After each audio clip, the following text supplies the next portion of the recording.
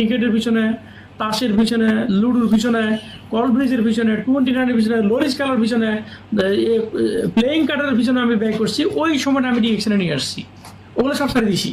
তো ডিএকশন নিয়ে ওই সময়টা দিয়ে তো আমি আজকে পরিবর্তন হয়েছে, আর কোনো কিছু না। চাকরি ছেড়ে ডিএকশন নিতে শুরু করে নিই, চাকরির পাশাপাশি শুরু করছি, এবং মোটামুটি ইনকামটা যখন চাকরি থেকে বেশি আসতেছে তখন চাকরি ছেড়ে দিছি। তাহলে আমি আপনাদেরকে বলবো যেটা, যে আপনার কেউ চাকরি ছেড়ে দিয়ে বিজনেস করবেন না, এটা মনে করেন না যে আপনি চাকরির জন্য ডিএকশন বিজনেস করতে পারতেছেন না। চাকরি থাকা অবস্থায় ডিএকশন বিজনেস করা সহজ। ডিএকশন আপনাকে ফ্রিতে একটি সুযোগ দিয়েছে, না ভিসা থাকা লাগবে, না শিক্ষাগত সার্টিফিকেট লাগবে, না 2-3 লাখ টাকা ইনভেস্ট করতে হবে। সাবানটা ব্যবহার করে দেখেন, আপনার স্কিন ভালো থাকবে। তেলটা ব্যবহার করেন, আপনার চুলগুলো শাইনিং থাকবে সাইফালুদ্দিনের মতো থাকবে, গ্যারান্টি।